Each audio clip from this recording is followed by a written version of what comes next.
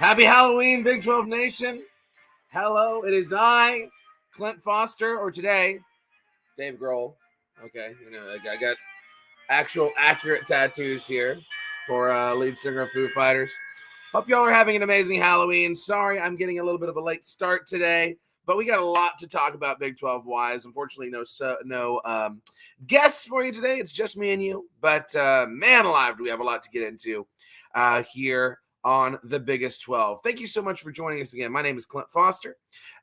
Please subscribe to the Biggest 12. That is at Big 12 VOCFB right here on YouTube. You can also find all of my stuff on YouTube at Clint Foster Comedy. I do apologize that I did not make a video on TCU's bye week, but I got to tell you, the break was much appreciated. I've been burning the candle at like 16 ends lately, so I needed a little bit of a second to recharge. But I have something new for you this week. What with TCU playing Texas Tech, unfortunately, we cannot not lose a game this week. We're looking into what we can do to change that. But I will have at least one video for you this week, potentially two. We'll see what my energy level's like.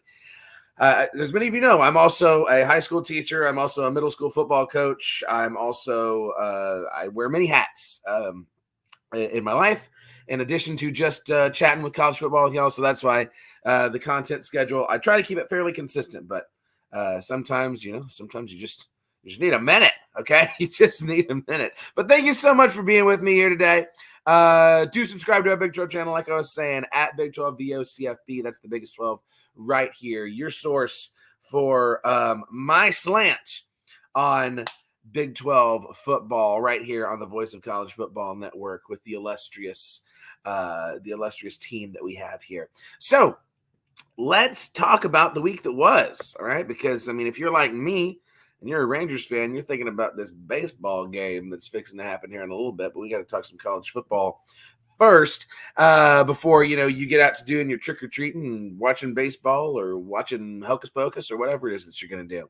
So, the week that was, what a week it was. Like I said, the Frogs were off, so no chance to lose this past week, but we had a lot of crazy action. Namely, we should start by talking about these oh so beautiful Kansas Jayhawks. Oh my Lord, Kansas, we thank you.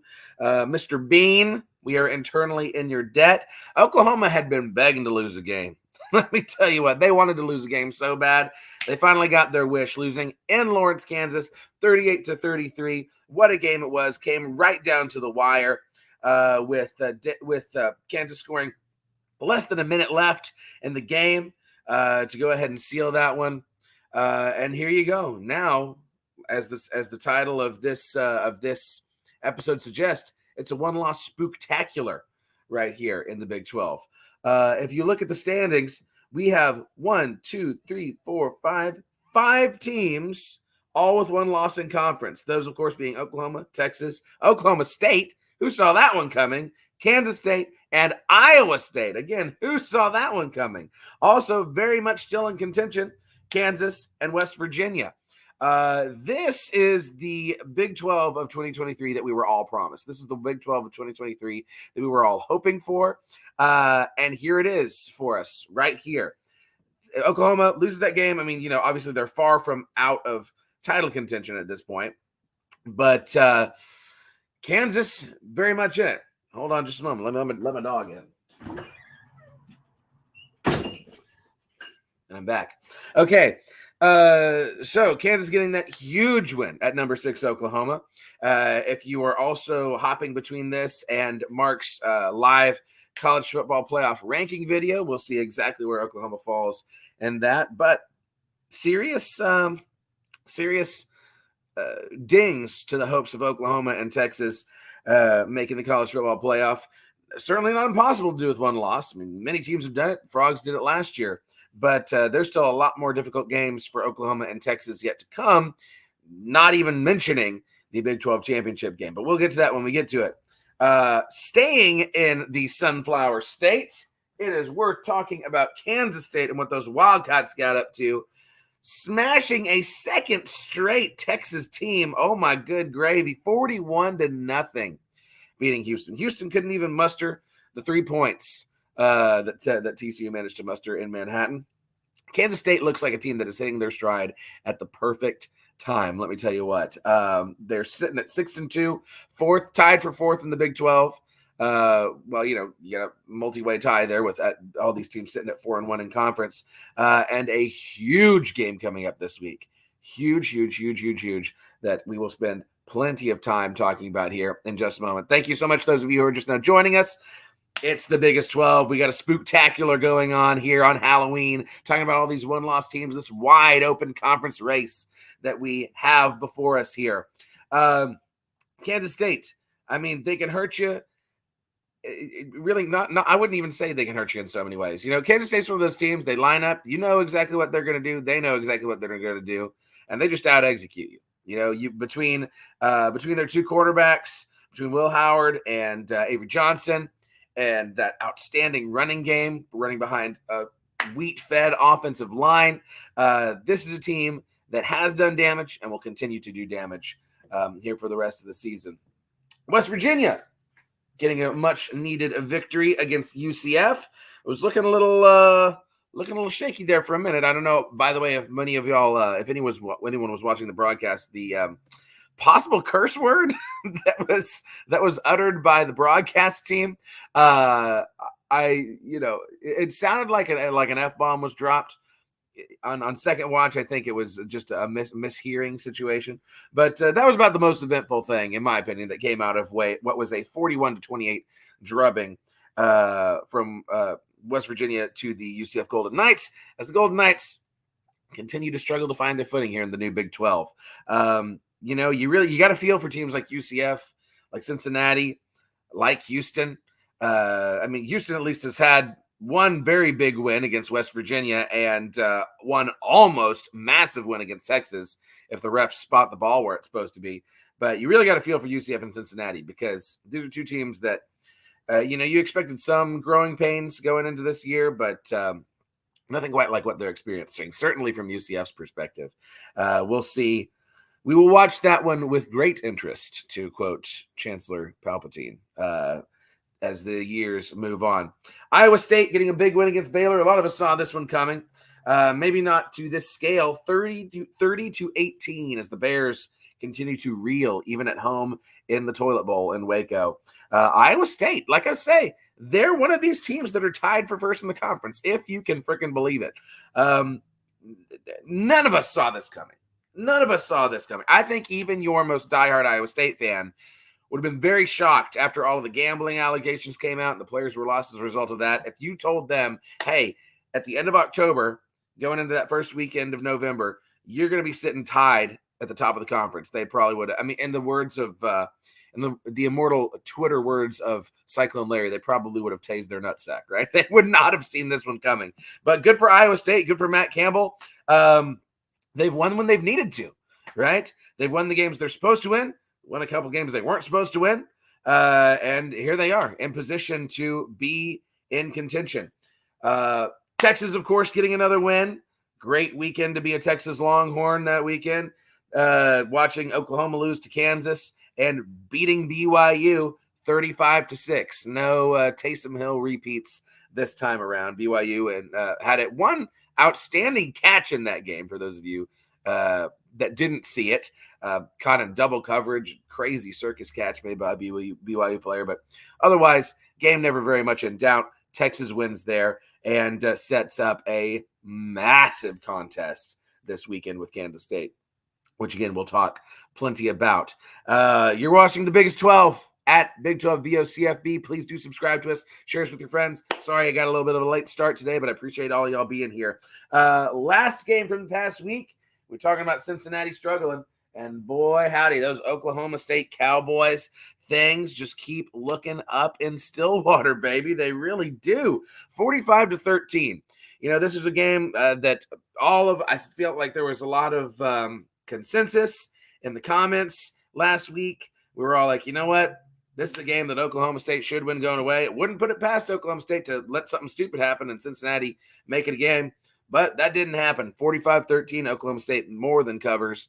And here they go into week 10 for their own massive game. Possibly, I think it is not a stretch to say that we will have what is the biggest, most important bedlam in the history of Oklahoma State football coming up this weekend. And let's go ahead and talk about that first. I know the Frogs play on Thursday, but I'm already wearing the Oklahoma State Cowboys hat. So let's talk about bedlam. There we go. And Wet Blanket's already in here to put the guns up. So, and Jackson, you are absolutely right. Huge week of Big 12 football coming up.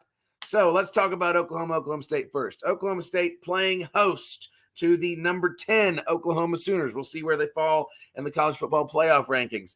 But you've got 7-1 Oklahoma coming to Stillwater to play 6-2 Oklahoma State. There has never been a bigger, more important bedlam game.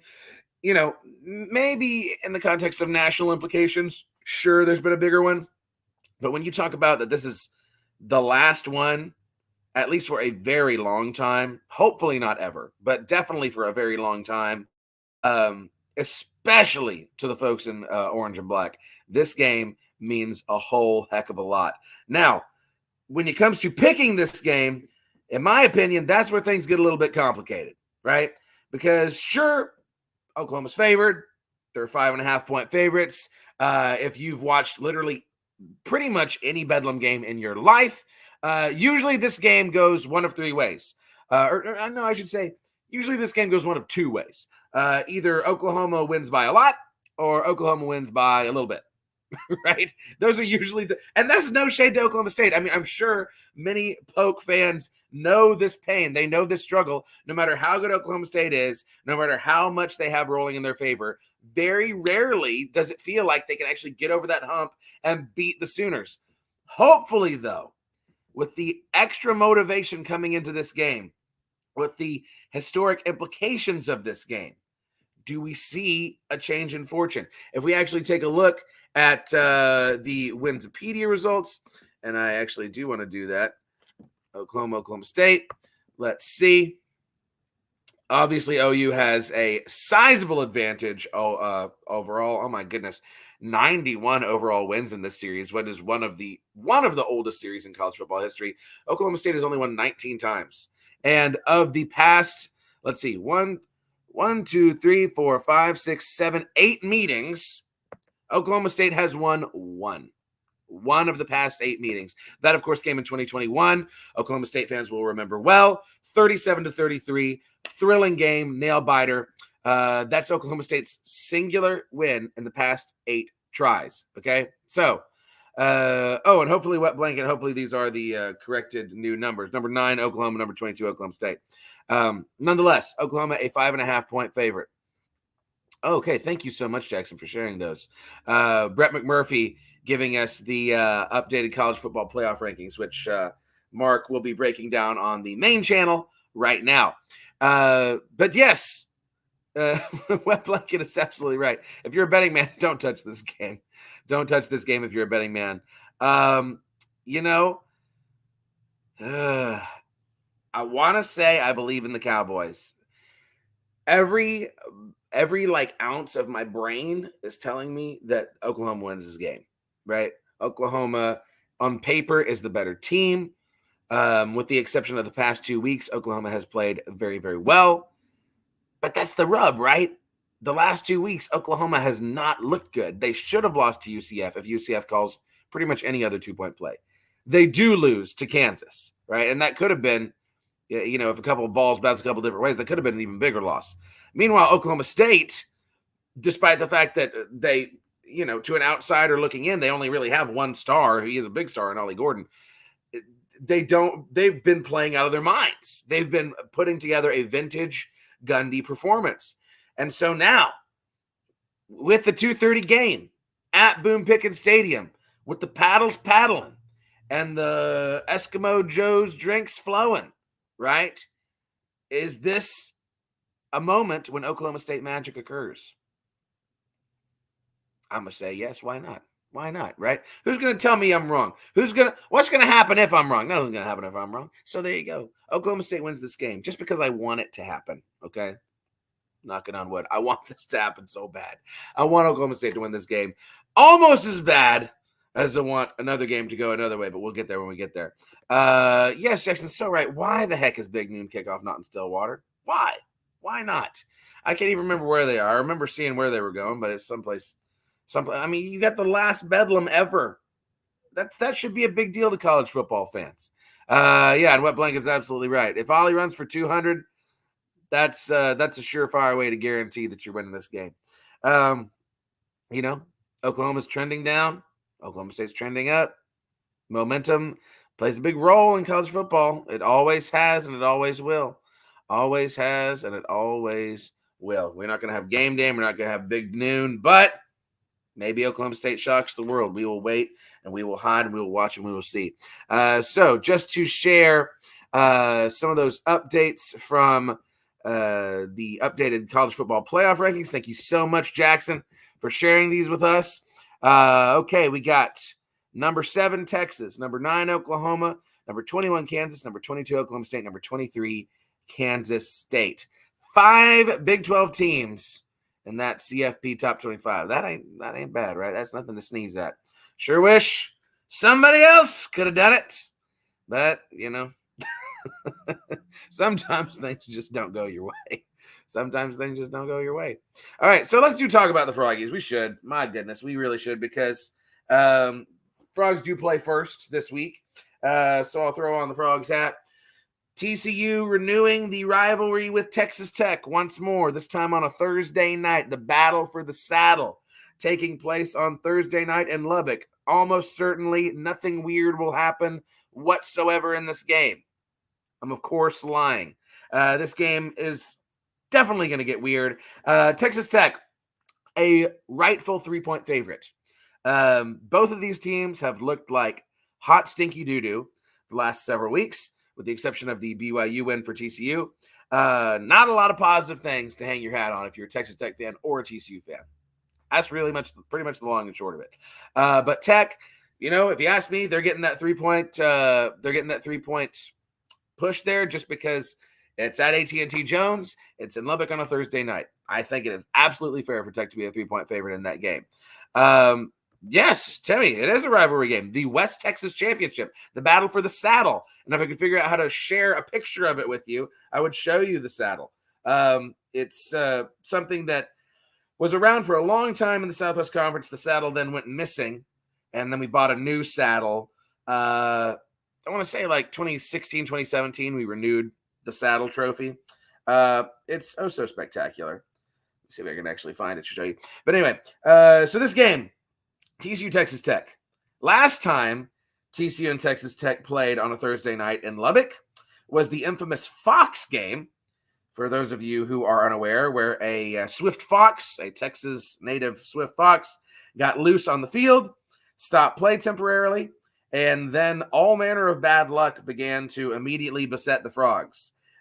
Several questionable officiating calls, one particular punt return for a touchdown the Frogs were screwed on. Also, Tech had their own chicanery happening. There was one play where the Texas Tech running back, Washington, I believe was his name, did the classic dropping the ball on his way into the end zone situation, and there was a whole oh my God, did he cross? Did he not cross? It was an ugly game. It was a weird game. Texas Tech ended up winning. I think it was 20-13. It was it was a very stupid score in a stupid game. And, I would not be the least bit surprised if we see a complete redux of that, just because these two teams are so, they're struggling, right? They're having so many problems right now. This all-time series, by the way, Texas Tech leads 32-30 with 3 ties. Frogs have won 4 straight in this game. Can the Frogs win 5? It's going to take some doing. Looking back at that 2013 game, okay, it was 20-10 was the score of that 2013 game after the Fox got loose on the field. Anyway, we'll see. Honestly, at this point, after that Kansas State performance, I would be overjoyed if the Frogs scored 10 points. That would mean that theoretically, we're putting up some points in the red zone, something we've absolutely not been able to do. I'm trying to look back and find this saddle picture for y'all, but I can't remember where I put it. Okay, here's one on my phone. So I know it's not ideal, but see, there it is. There's the saddle. West Texas Championship. One of the most underrated rivalry trophies in all of college football, if you ask me. And there are a lot of great college football rivalry trophies. I personally am glad that TCU plays for two of the weirdest, right? The saddle and the iron skillet. Put those things together, you can have a chuck wagon barbecue. And hopefully we'll be able to do that. So, Frogs are down bad.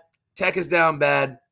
The TCU's defense, after looking like it turned a corner against BYU, was absolutely abysmal against Kansas State.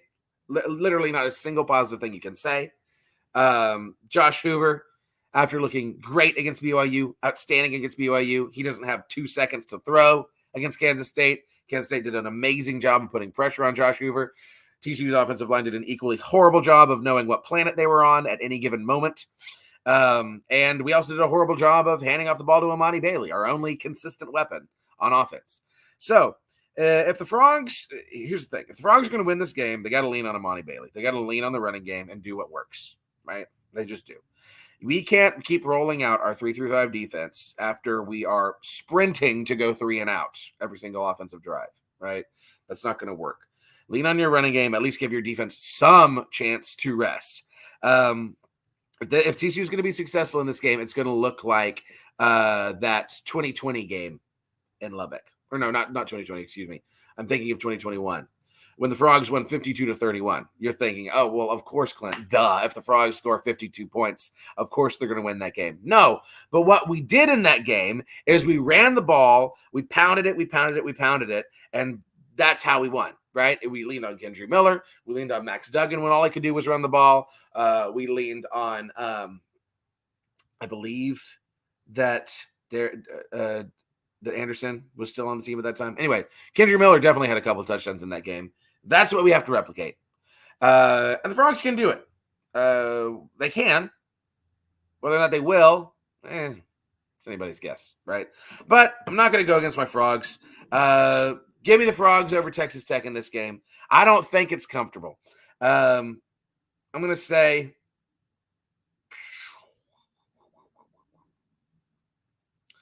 24-21.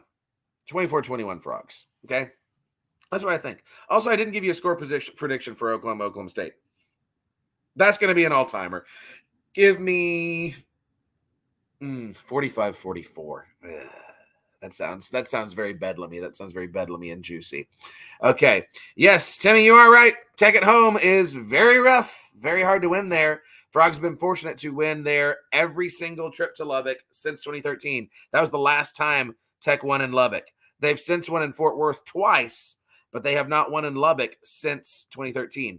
Of course, the 2015 game, that was the wild tip ending up in Aaron Green's hands in the back of the end zone. If you haven't looked that highlight up, actually, if you haven't watched the 2015 TCU Texas Tech game, do it immediately. It's on YouTube, and it is such a freaking fun game.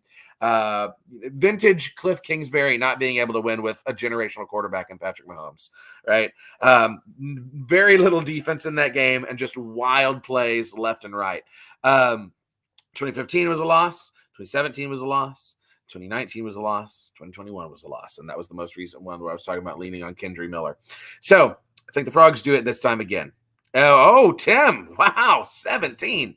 Hey, choo-choo on the hype train again. If we beat Tech by 17, everybody will be feeling pretty good about that in Fort Worth. All righty. So let's talk about West Virginia now, since Tim's in the chat. One of the other Tims, I should say. So West Virginia, this is one that a lot of us have been looking forward to. West Virginia hosting BYU. And West Virginia folks, at least in my experience, very hospitable bunch, great tailgating atmosphere out there.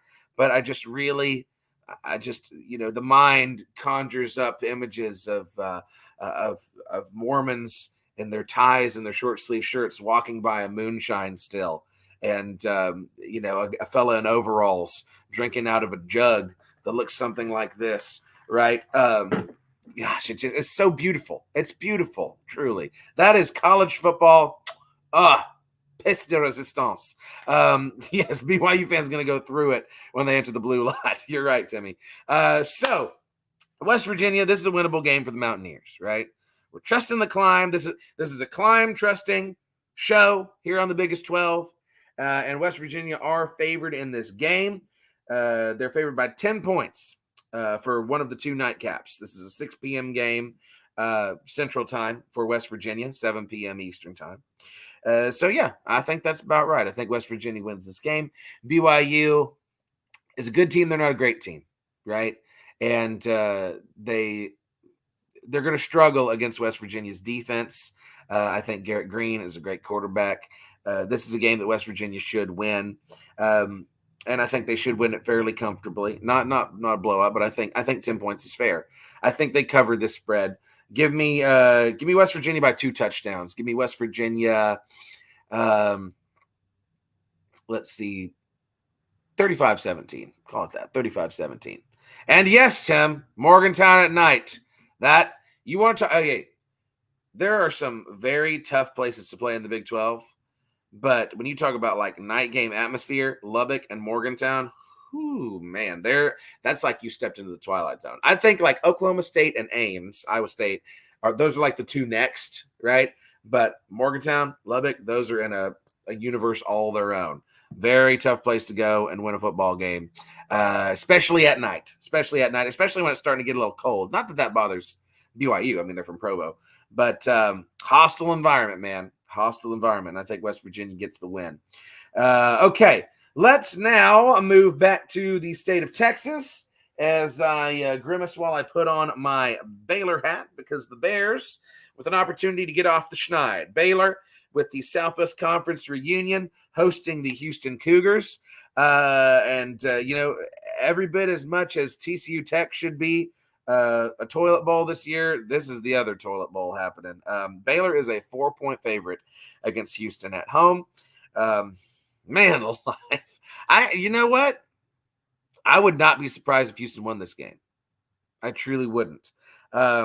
It's hard to get bet against Baylor at home. Not that they have any kind of home field advantage this year. I mean, they've been begging fans to come out to their games, poor things. But Houston's shown flashes, and they've certainly improved as the year has gone on, whereas Baylor, it doesn't appear, has. In fact, Baylor, very little for Baylor to play for. I mean, listen, this is a game that Houston's going to be more excited about than Baylor is. It is. Baylor players aren't like, oh, yay. We've been waiting to play Houston since 1995. They don't care. First of all, none of them were alive in 1995, right? But Houston is a little more excited about this. Both these teams are in identical situations. They're both 3-5, right? And Baylor, let me see. Have they been mathematically eliminated from a bowl yet? Probably not. Hold on. Let's look at their schedule. So, okay. If Baylor wants to make a bowl game, they have to win 3 of their next 4. And that includes Houston, Kansas State, TCU, who Baylor will get up to play TCU, and West Virginia. All right, so if the only way Baylor wins this game is if Dave Aranda can motivate his guys with that, right? Motivate them with the idea of getting their butt beat by Air Force in the Armed Forces Bowl again. I had to. But I don't know, man. I think let's look at Houston. Meanwhile, Houston's schedule, because they're in an identical situation. Sitting at 3-5, they have to win 3 of their next 4 between Baylor, Cincinnati, Oklahoma State, UCF. Houston has a very realistic path to a bowl game if they can keep playing it. If they can play at the high level they played at against Texas and against West Virginia, not against Kansas State. And again, I think that's more of a situation of Kansas State is just really getting good at the right time. They're really finding their groove and getting hot. Yeah, I've talked myself into it, man. Give me Houston in this game. Houston's going to win this game. It's going to be the Brazos is going to rise with Baylor tears. We love it when that happens on this show. No offense to any of my Baylor fans. But Houston wins this game. Get out of here, Baylor hat. Houston's going to win this game. They're going to come back. Man, it's going to be a fun. Now I'm excited to watch this one. So let's see. Give me Houston. Houston 28-24. 28-24. How do you like them apples? Okay. Yes. Everyone outside of Texas is like, oh, ugh, this is like There's nothing remotely interesting about this game. I mean, it's like I say, it's like the West Texas Championship this year. It's like the battle for the saddle between Tech and TCU. It's like, oh, yuck. Like, unless you've got some sort of regional connection to this game, like, no, please spare us. Yuck. Not fun football going to be happening. But that's why we love college football. We love the messy. We love the regional rivalries and the historic implications. Got me wondering now, when was the last time Baylor and Houston actually played each other? Like I say, old Southwest Conference foes, just like TCU and Tech, just like TCU Baylor, just like Texas and all these Texas schools. All right, so yes, Houston and Baylor have not played each other since 1995. Since Ann Richards said, well, we're not going to allow them Cougars into the Big 12 because Baylor's where I went to school. Ann Richards was the governor of Texas at the time, for you young non-Texas folks. But Baylor's won the last two, right? You look at in the 90s, those last few years, Houston won in 1990 and 1993. Baylor won back-to-back in 91, 92, 94, 95. Okay, so the last 5 meetings have been 4-1 Baylor. Yeah, Houston, they don't get Houston excited to play this game. And, in a game like this, where you're coming down to the wire of a season that is straddling that meaningless feeling, you got to find reasons to get yourself excited to play. I think Houston can find a reason to get excited to play this game, and I think they win it. Now I'm excited about it. Okay, Tim's picking Baylor. Tim, Baylor, 24-21. Yeah, I mean, here's the thing. It's going to be a close game no matter what, right? And actually, for that reason, it should be fun to watch. Timmy, you're saying Houston by 5 because it's Waco. Yeah. Waco's, it's certainly not a home field advantage this year. They're not getting the Bear fans out there this year. Those Baylor line, they run on the field and then they run away, I guess. All right. So, Jackson, thank you. What a wonderful segue. That Kansas-Iowa State game is going to be a great game. You're absolutely stinking right. This is the one that I have been struggling with the most to figure out who's going to win this game, right? Because normally, there's nothing normal about this year, right? Before last year, you would have said, okay, it's Iowa State. Give it to Iowa State. But Kansas is good, obviously. Kansas is a good team, ranked in the top 25. And Iowa State, all of a sudden, they're playing a lot better, right? And both of these teams now are in contention for the Big 12 title game. I mean, who saw this coming at the beginning of the year? Oh, and by the way, can we, here, as long as Texas and Oklahoma are in the game, I think we're all going to be happy. I don't think there's any Longhorns or Sooners in this that watch this show. We're all going to be happy as long as it's not them two. How beautiful would this be as a Big 12 title game? The last year that Texas and OU were in the Big 12. I mean, oh my God, this is beyond chef's kiss. Can we make this happen? Can these two teams tie and we figure out a way to make sure that they're both the teams in Arlington? Oh my good gravy. So we got to make it this decision time. We'll put them back here until we decide. We'll talk about this game. Geez, come on, Iowa State. Come on, Iowa State. You stay there. You stay there, Kansas. Okay. So information about this game. It's a 6 p.m. game in Ames. All right. So Iowa State has that working in its favor. Talking about home field advantage. Going to be very heated. It's not even basketball related. Yeah, you're right, Tim. Okay. So Kansas 6-2. Iowa State 5-3. Both 4-1 in conference. Kansas, the number 22 team in the nation. Iowa State is the 2.5-point favorite, and you have to think that the bulk of that is just coming from home field. And it's a hard place to play. That's a hard place to play and win, especially at night, especially when Iowa State has something that they're actually playing for, and especially when there is let's face it, some rivalry implications here, right? This isn't necessarily one of your more traditional, like when you think of a rivalry game, but these two teams don't have any love lost for each other. They're both Midwest teams. They're both, I would argue, basketball first schools, and they're both now having an opportunity to compete for the Big 12 championship game. If you're looking at this game on paper, it all favors Kansas, right? There's not a whole lot in Iowa State's favor outside of the fact that it's being played in Ames. And Iowa State They're a team that's been playing above their talent level, I think. But also, so like I say, I'm sitting here struggling with it even now. I still haven't quite come up with my exact. I'm talking myself through it.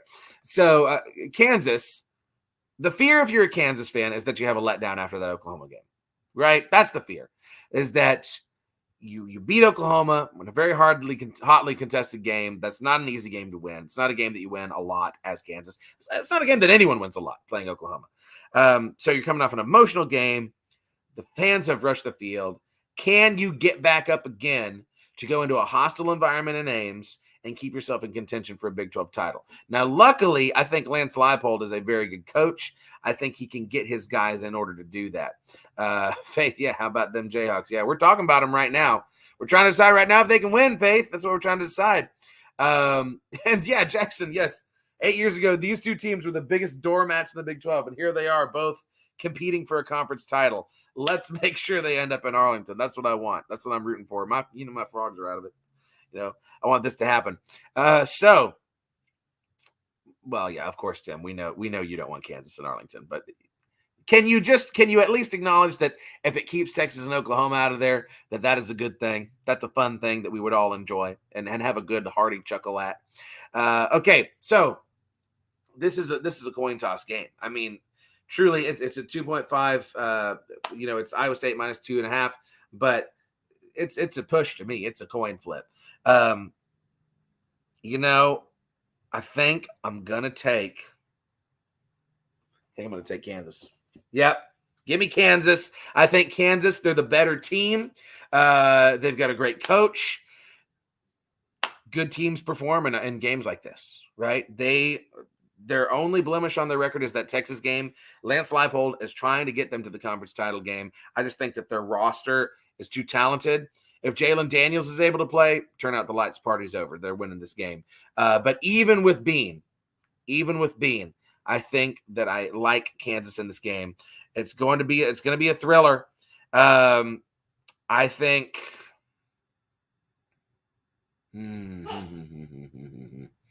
Kansas 31-28. 31-28. Give me that. All right. Let's see what y'all think. Timmy. Kansas State, Timmy says, Iowa State by 7, just because it's same. Maybe just because you're a Kansas State fan, maybe that. Tim Green, other Timmy, West Virginia Timmy, Kansas by 10. Yeah, I mean, this could go either way. The chat is undecided. It's going to be a fun one to watch, though. Can you remember the last time there was a Big 12 slate of games all in one weekend that were all so exciting? We got Kansas, Iowa State, two historical doormats trying to stay in Big 12 title contention. We've got BYU going to West Virginia, and that's hilarious, right? We've got Houston renewing a Southwest Conference rivalry with Baylor. We've got the last bedlam maybe ever, right? That's massive. We've got the West Texas Championship game on a Thursday night, which, maybe you don't give two craps about that, but it's a rivalry game. Rivalry games are always fun. And then before we get to the other big game of the week, we've also got UCF and Cincinnati, both trying to get their first. Am I wrong about that? First Big 12 wins? Maybe I'm crazy. Well, I'm trying to look. It's not being helpful to me. UCF definitely doesn't have one. I don't think Cincinnati has one. I really don't. Just double checking here. I don't want to say something sounds stupid. Okay, yes. One of these teams is going to get their. Just when you thought the slate couldn't get any better, one of these teams is going to get their first Big 12 win. All right. Cincinnati, UCF. Who's it going to be? It's in Cincinnati, but Cincinnati has not looked great at home, with the exception of when they were playing Oklahoma. And their offense sure didn't look great. It was just their defense that did. And I wouldn't even say great, just like adequate maybe. So UCF sitting at 3-5, going to 2-6 Cincinnati. These teams also no love lost for each other. Give me UCF in this one. Yeah, UCF they've been so close to a conference win. They can taste it so many times. John Rice Plumlee's back. That Oklahoma game was a heartbreaker for them. They're winning this game. And I actually don't think it'll be close. I think UCF wins this game fairly comfortably. The line in this game, let's look back, only 4 points. UCF's only favored by 4 at Nippert Stadium. Oh my God, hammer the over on that one. I'm saying this, and it's going to be UCF's going to lose the game. But like, I think UCF wins this game. Man alive, am I crazy if I think UCF wins this game by 3 touchdowns? I haven't seen anything from Cincinnati that has remotely impressed me. Remotely. UCF, on the other hand, they've been so close so many times. Give me, yeah, man. I'm thinking like 35-10 UCF. I think it's a blowout. Timmy says UCF by 10. Tim just says UCF period. Yeah, I don't think it's going to be close. I don't think it's going to be close. On the other hand, though, let's talk about this. This is the game I'm most excited. Like, it's hard to say that you're more excited about the last Bedlam, but this game is huge. This game is massive. I know Timmy's fired up about this game. I know a lot of people are fired up about this game around the country. Number 7, Texas, hosting number 25, Kansas State. The Wildcats getting hot at the right time, playing their best ball at the right time, going into Texas, trying to knock the Longhorns out of playoff contention. Oh, let it happen. Let it happen. I mean, hey, don't get me wrong. I want TCU to beat Texas, and Lord knows we probably will, because even when we're terrible, we still manage to beat Texas. That's been such a beautiful blessing, and I want it to keep happening. But, I want Texas. I want Texas to – it doesn't matter to us. Like, we're just trying to get to 6 wins. I don't care. I just want Texas to be miserable. All right, I don't want it to be like, oh, look at TCU. It's so exciting. They beat 7-1 Texas. I don't give a crap. I don't care how many games Texas loses. If it was up to me, they'd lose every game this year. Their last year in the Big 12. Come on, Kansas State, make it happen. Come on, Kansas State, make it happen. Knock them out of playoff contention. Knock them out, hopefully, of – I mean, at this point, does 2 losses knock you out of Big 12 title contention? Probably not, actually. But certainly going to make it harder. Here we go. Kansas State, Texas, in Austin. It's an 11 a.m. game. Oh, man, this is shaping up. This is shaping up just how you want it to. Tim, I know you're ready for this game. Cats by 90. Okay, with any luck, yes.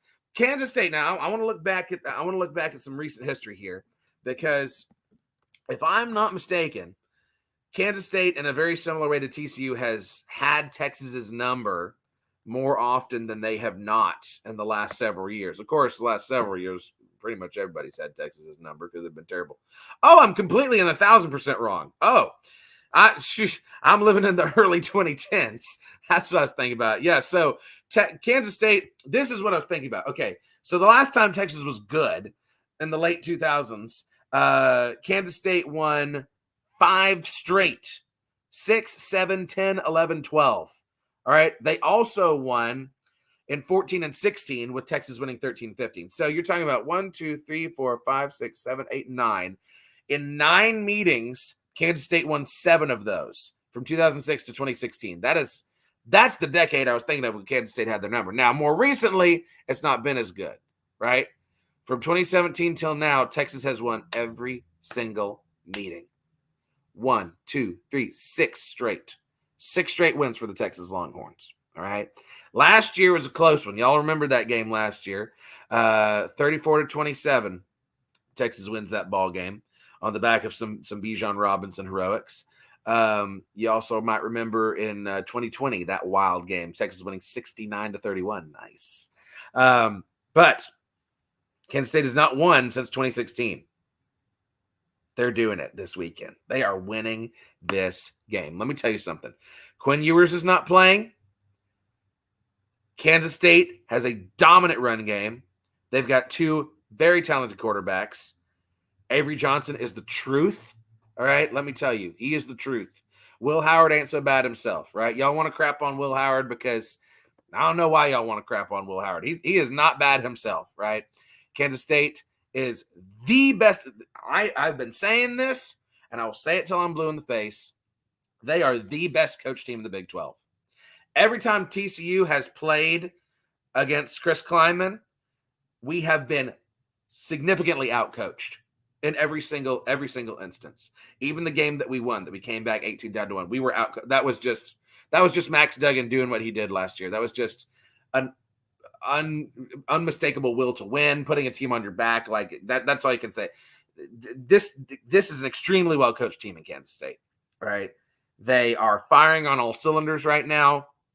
I don't know how they are replacing some of the production that they lost from last season, but by God, they are doing it. Kansas State, you mark my words, is going to win this game. And not just because I want them to, because I do. All right. I want Kansas State to win this game, but they're going to win this game because they're playing well at the right time. Give me Kansas State. What's the line in this game? I don't even freaking know. The line is Texas -4. Oh, come on. Texas is only a 4-point favorite at home. Give me Kansas State.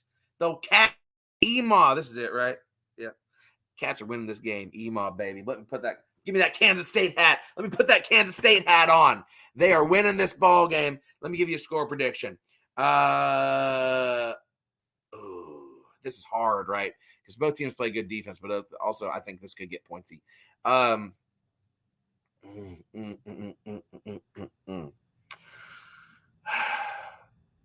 33-31.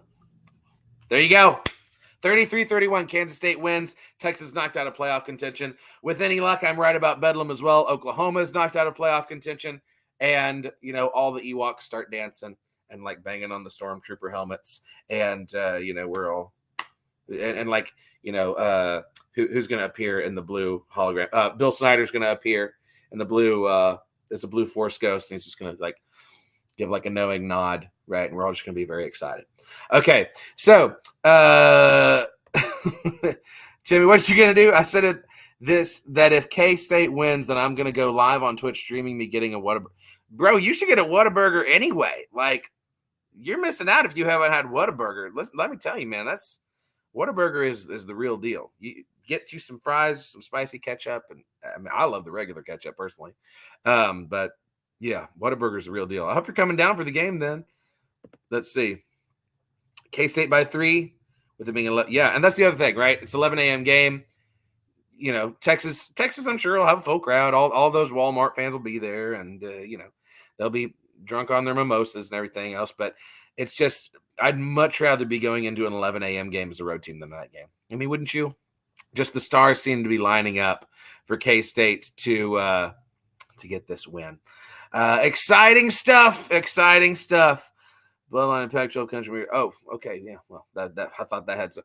That's what I get for posting a comment before I read it. I thought it had more to do with what we were talking about, y'all.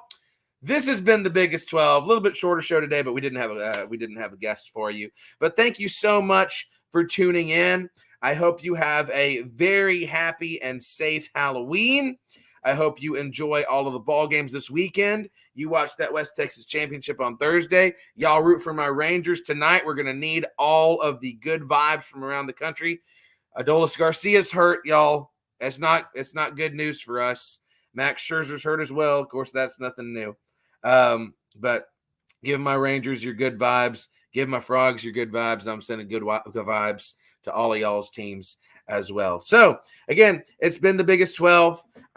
Please do subscribe if you haven't already. It's at Big 12 VOCFB. Link, of course, is in the description as well. And I am Clint Foster, as always. Follow me on Twitter at Clint_Foster55. Follow my YouTube channel at Clint Foster Comedy. Of course, it's very TCU heavy during football season, but I give shout outs to the other teams as well. And with that, we come to the end of another episode of the Biggest 12. So thank you so much. Happy Halloween. Go Frogs. Go Big 12. Love you, babies.